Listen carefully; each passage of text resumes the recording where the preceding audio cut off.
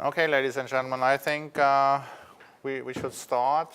And as it sometimes happens here in Brussels, the members of parliaments have short-term commitments or the agenda has changed. So Elmar Brok just called about 20 minutes ago that he cannot make it, although he's just a few hundred meters across the street.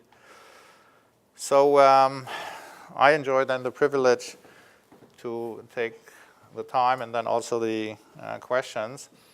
I'm Paul Welfens. I'm the president of the European Institute for International Economic Relations at the University of Wuppertal, and I'm also a research fellow at AICGS at Johns Hopkins.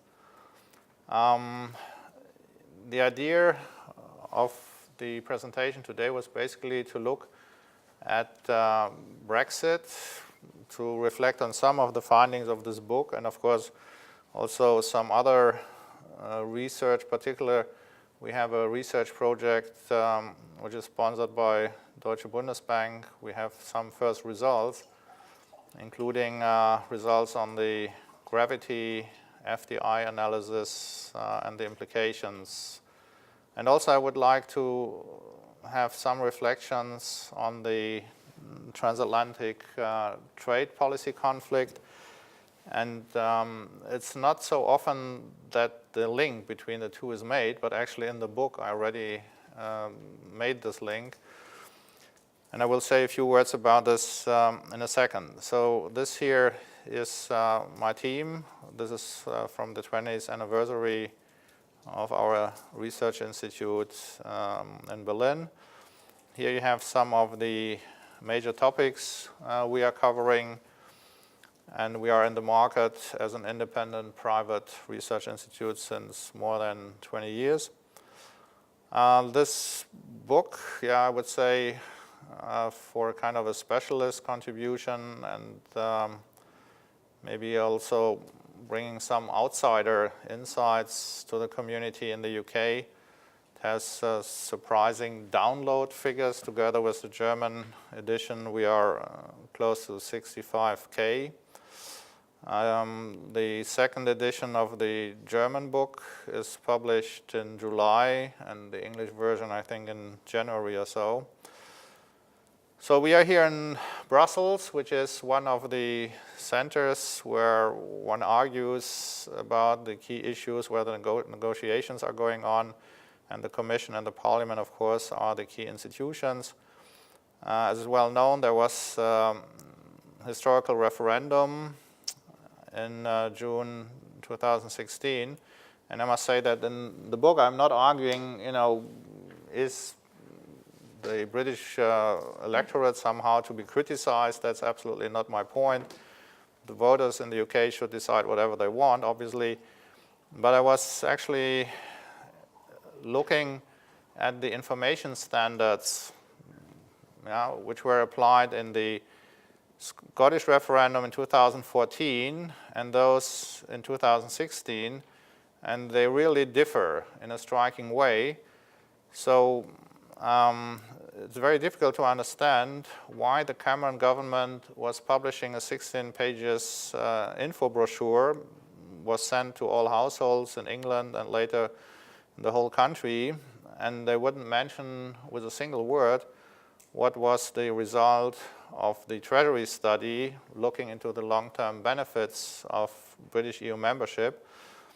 The main insight was, okay, there will be a 10% income loss if there's Brexit, and this is composed of a 6% loss from the reduced access to the EU single market and 4% from the non-realization of enhanced EU single market access as negotiated by Cameron with the EU. And what is really a story for journalists, I think, is that the Treasury study was published after the government info brochure, after the 16 pages had been sent out to households. It was just a week later. Of course, government knew all the information. And I basically can calculate what would have been the result if all households had known this information about a 10% income loss. How can I know this? We look at the UK popularity function. There were some pioneering studies by Bruno S. Frey and Friedrich Schneider many years ago. I used this. You can also use some more recent studies, and the result, by plugging in this information, which is a link between economic growth and government popularity, the result in this case would be 52.1% for Remain. So I would say if you compare this with the Scottish referendum standard, where Cameron had explained in a brochure to all households, you will lose £1,400 per capita and all the benefits from EU membership, then I do not understand why you can have two such different standards. And I have big doubts about, is this a fair and orderly referendum? I would say if you think that the Scottish referendum is a good standard, I would say definitely no. So the book also emphasizes a problem which I do not want to mention here very much, but it's really important in a certain sense because free capital flows and the referendum, undistorted referendums are not easy to reconcile because if you have, for instance, a strong appreciation of the British pound in the week before the referendum, and this is a signal there will be a majority for Remain, then this has an effect on voter turnout and so on. A very important point, which I have mentioned in the book and which now timely is linked to to President Trump's aggressive US trade policy, is that Global Britain will not work. I mean, Global Britain basically is the idea, we will replace the close economic ties with the EU 27 by a series of free trade agreements with India, China, and so on.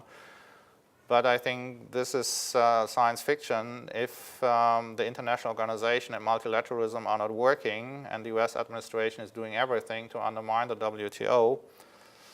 And then it is absolutely unclear how a small country such as the UK, which accounts for less than 2.5% of world GDP and purchasing power parity, how would they solve a trade conflict, let's say, with India or China? This is inconceivable.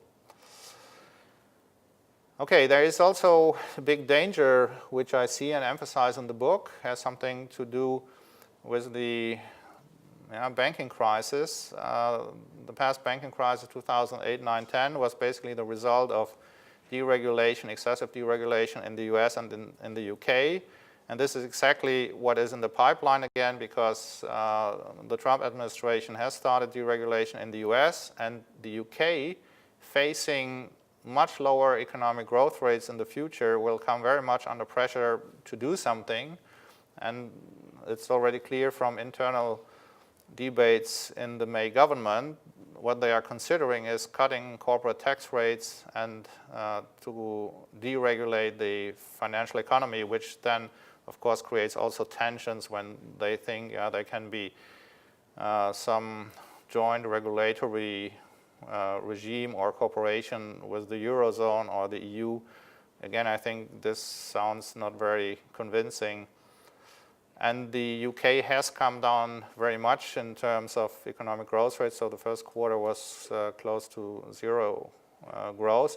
And if you take a look at the Office for Budget Responsibility forecast and actually the revisions of the forecast 2015, before the referendum, and the November forecast a year ago, the implication is that there is, I would say, through Brexit mainly, a reduction of output from 2016 to 20 of 4%.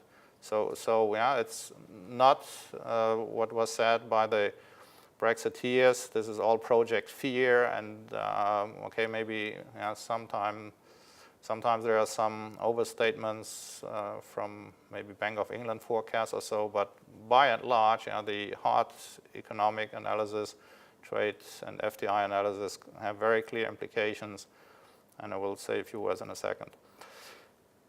Okay, there is, I would say, a very serious challenge for the European Union, because whether we have Brexit or not, if there are no strong and adequate EU reforms, I would say the EU will go out of business in a decade or so. and it has something to do with the research of election experts from Germany, and I will explain in a second. One word on immigration. That was a big topic, and Cameron, since 2013, was basically explaining that EU immigration is a big burden for the EU, and Mrs. May is basically repeating the same song, but OECD figures are totally different and show that the UK has a net budget benefit from EU immigrants. I asked one of my colleagues, because I couldn't understand why in the UK they had these debates about EU immigration when it contributed only to 0.3% population growth a year, and he basically said what I'm picking up here is all about the cutting of national government transfers to local communities. And they were cut within 5 years under Cameron by 3.5% of GDP, which is enormous. You get a under provision of local services, and then people ask who is to blame, and given the rhetoric of Cameron, of course, to blame are the immigrants. That is simply looking for a scapegoat from the perspective of Cameron, I would say, and it's really unfair. So we can say that the legitimacy of the EU referendum is certainly not very strong. I would put it like this. If Ms. May says Brexit means Brexit and we will make a success of it, it has two contradictions in the sentence, because the legitimacy is obviously much weaker than many think. And as I have explained, because the normal result would have been 52.1% for Remain, which would not have been a big success for the EU, so to speak, but in any case would just be the opposite of what we are talking about now. And to make a success of a disintegration project is simply impossible. A disintegration project which will cost the GDP, which will cost the UK at least 15% of GDP. So there are a lot of these red lines, as you know, from the UK side, and this is the slide from Mr. Barnier, who has basically explained, okay, that means in the end we are talking about CETA plus, or maybe Korea, EU, free trade agreement, and so on. So I will explain in a second why we have a problem with political radicalization from within through EU elections, and the next EU elections are actually next year. And just a few words here about the question of burden of immigration. So the OECD shows that the labor force participation rates of EU immigrants are higher than those of EU citizens. And when you look at the budget contribution, then there is a net positive contribution from immigrants, and certainly from EU immigrants in the UK. So when Mrs. May is repeating this in her white paper a year ago, this is simply, this is kind of fake news, fake political news. This is not what the facts really are. And this is from the white paper. It shows a graph with immigrants. And the white paper says, we have had a decade, more than a decade of a big burden of EU immigration, while as you can see here, most of the immigration is actually the gray bars, which is non-EU immigration. And just in the past 2 years, you might say there was at the margin a stronger impact. The Bank of England has shown that only one group of workers was negatively affected by immigration, and this would be unskilled workers in the services sector.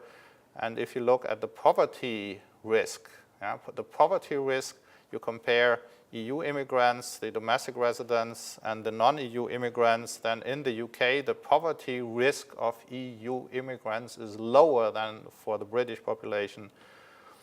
This here is from this Welfens Bayer FDI gravity paper published recently. So this is some econometric analysis.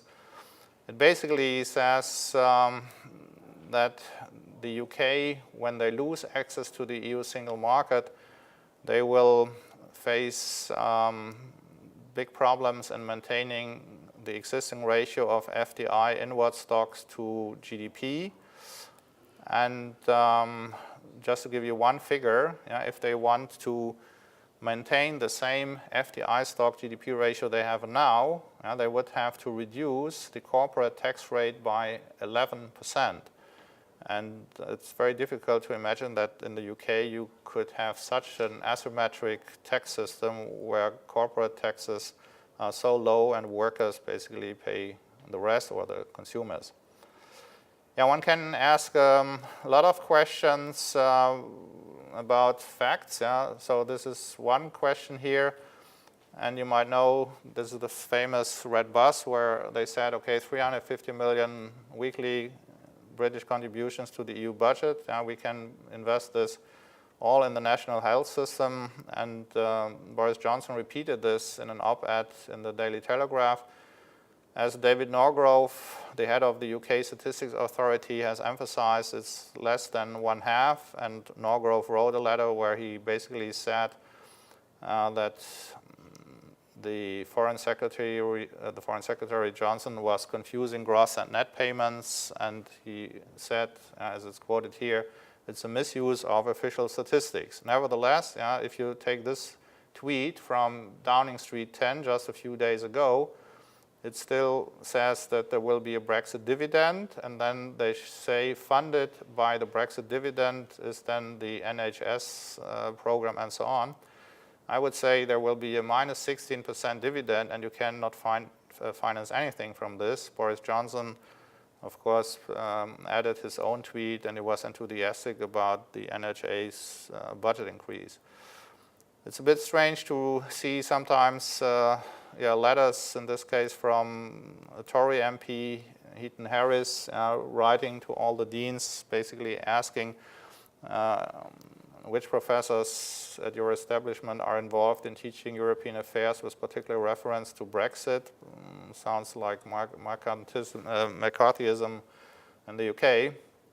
And a few points here on the EBA, ESRB, the ECB and the Bank of England. I think there are several weak points. So the European Banking Authority, they have warned. I would say that's a good point, that there's a lack of timely adjustment on the side of banks. The European Systemic Risk Board, which is not much understood, it's an EU28 institution where the ECB basically is number one, and then many other institutions, so altogether 58 institutions. They are supposed to be in charge of macroprudential supervision and the respective analysis. I think they are not doing what they should do. If you read their April report, there's almost nothing on Brexit. And what is their main research? It's about shadow banking.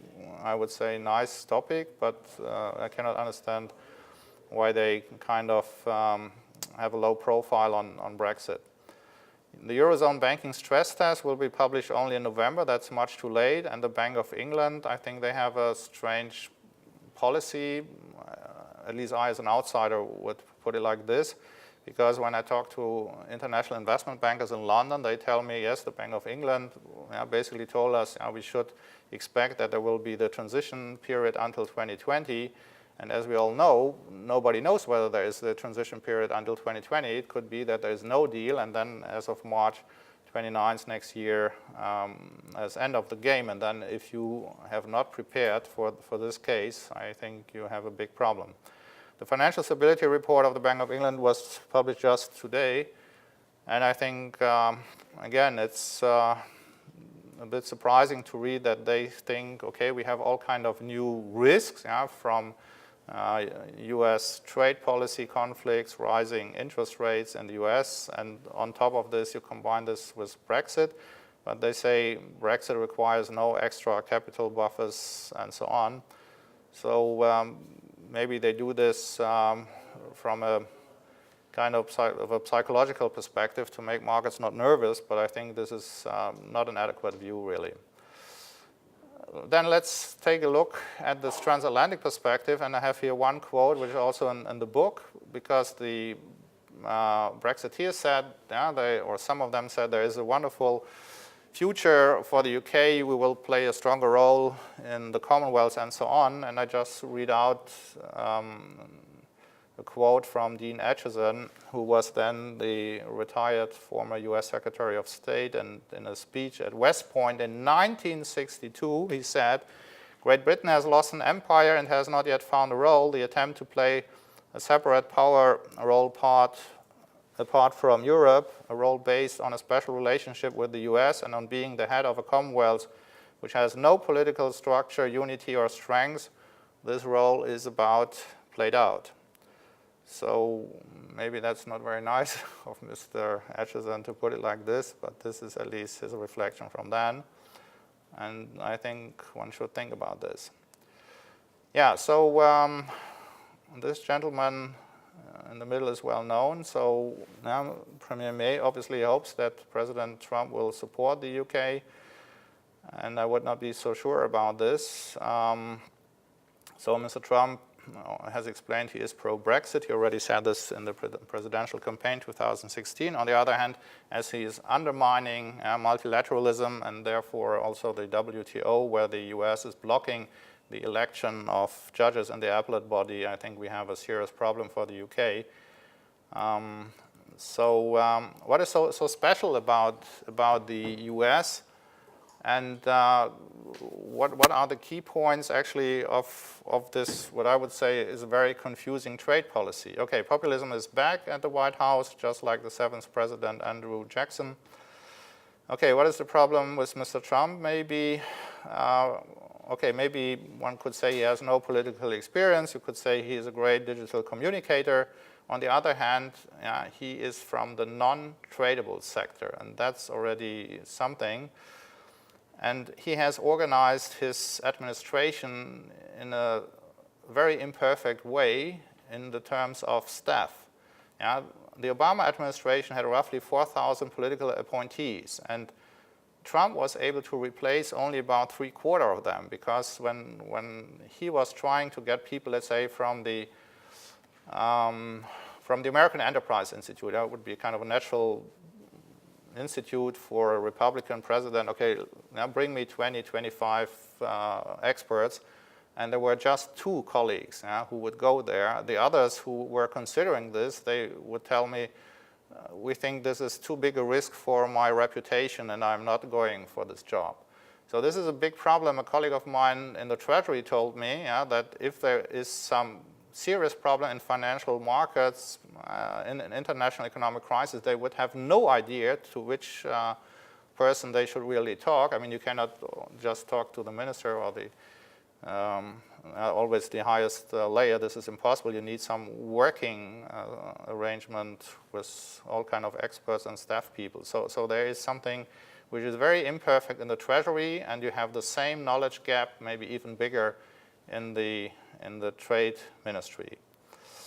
So there's also a kind of an autocratic style with a micro-interventionism in the economy and the removal of taboos, which I think is a very doubtful thing, creates a lot of uncertainty.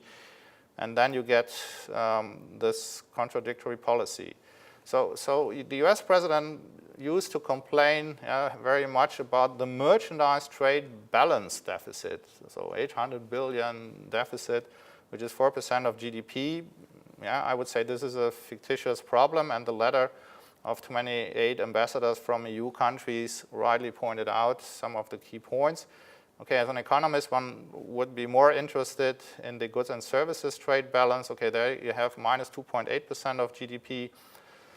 And really, if you look at a standard textbook, or if you ask our American colleagues at universities, we will probably all agree, let's look at the current account position. This was 2017, 2.4% as a deficit, and the year before the same. Because, why is it relevant? Because then foreign indebtedness, of course, is linked to your current account deficit. Is 2.4% the relevant figure? I would say no, because 1% of the deficit is financed more or less for free for the US due to their reserve currency status. So they have to finance 1.4%, which is not a problem. What is a problem, on the other hand, is that the Trump administration itself, in the words of the IMF, Article 4 mission report on the US a few weeks ago, they say he has adopted the most expansionary US fiscal policy since the 1960s, which will, of course, reinforce the current account deficit. So actually, somehow you could say, the Trump administration is complaining about itself, and this is very strange. What about the knowledge gap in this administration? I think one can have a lot of respect for Wilbur Ross, what he did in the Reagan administration in the trade conflict with Japan, but if he is kind of pretending that the US-China conflict is just as it was in the 1980s with Japan, I think this is all nonsense. This is a dangerous misperception. And you can, on the other hand, also look at a paper of the US International Trade Commission, which was looking, can US protectionism improve the US trade balance? And the answer is only to a small extent and only in the short term. And the paper says you will have US welfare loss. Here is a graph which shows you why Wilbur Ross might be wrong. Look at this. It shows you the economic weight of China compared to Japan, and also compared to the US and the EU. And the purple line is China. China is the biggest economy in the world in terms of purchasing power parity. So it's much, much bigger relative to Japan in the 1980s, and it's actually bigger than the US. So what we in Europe are facing is something which is really difficult and new. It's also something which is not in the standard textbooks of macroeconomists, and maybe not so much in the simulations, let's say here of the Quest model or so. We have this interdependency. There's a real interdependency problem, so that if the US, for instance, has this trade conflict with China, and of course one can be critical about intellectual property right violations of China and so on, but if there is a big trade conflict, US-China, then of course the Chinese exporters will try to sell a lot of their traditional exports, which would normally go to the United States. They will try to sell it in Asia and in Europe. This will bring down, of course, prices here, and therefore we have these spillover effects, and there will be a negative repercussion effect on the United States. So to say one positive point here is I would recommend that, for instance, in the field of automotive tariffs, one really should try to consider a negotiation option which says, okay, why is not everybody switching to the lower tariff rate of the partner country? So if we look at the EU and the US, so for instance, the Trump administration complains, there's a 10% import tariff on cars from the EU side, while the US has only 2.5%. But wait a second, with SUVs, that's really different.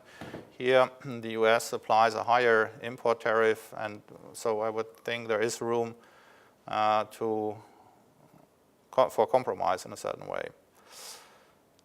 So in the end, I think we have to defend multilateralism from this EU side, and the only partner we have in a practical way is China, which is also not so easy because we have some conflicts with China in the field, for instance, of foreign direct investment and so on.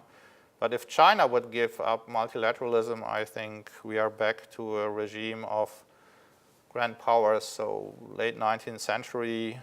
And in the late 19th century, the grand powers in Europe would spend 4% of GDP on military, and this rivalry of grand powers was certainly not good. I will end with two thoughts. So one is there can be a reinforcement of populism and Trumpism in a strange way.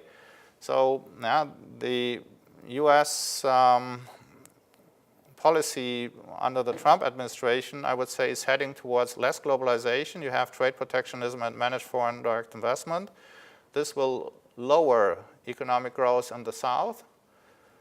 And this will then increase immigration pressure from the south to the north. And this is then the big topic again in the UK, in the US, in Germany, in many EU countries. You do not want to have this immigration, and this will then reinforce the populist movement. So this is really dangerous. And a word on reforms, which are necessary in the EU. Why is this so important? There is the Forschungsgruppe Wahlen in Germany, which says if you ask voters, what are the most important topics at national elections, regional elections, EU elections, they can give you good answers, for instance, for the national elections. When you ask them about the EU election, we have no idea. We do not understand what are the relevant policy fields in the EU, and therefore they have a tendency to vote more often for small radical parties. So the AfD last time got 7%, this right-wing populist party, and next year we will see how it is. And do not forget that the winners in France and in the UK in 2014 was the Front National in France and UKIP in the UK. So where is the point? The point is that if you have an EU budget which is just 1% of GDP, so that the EU is invisible for the voter, then there will be one day a majority of anti-EU parties here in the European Parliament or in national parliaments, and these are two political ways to bury the European integration. And you would not just bury the EU integration, you are already now weakening integration, regional integration everywhere in the world economy. This means less regional trade, this means more military conflicts, more risk, and so on.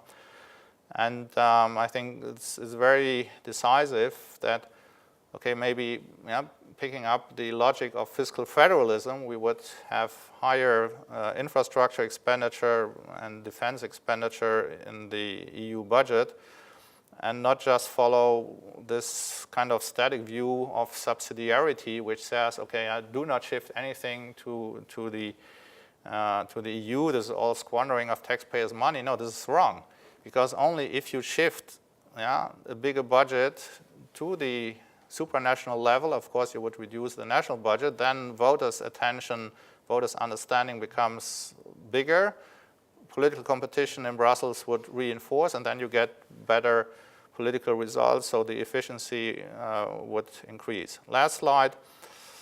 Okay, I think May is slowing down Brexit. She's trying to postpone everything to the last minute and then to have a big showdown in October, and then everything is done. And as you do not have a political alternative in the UK, so Mr. Corbyn himself doesn't like the EU single market, there's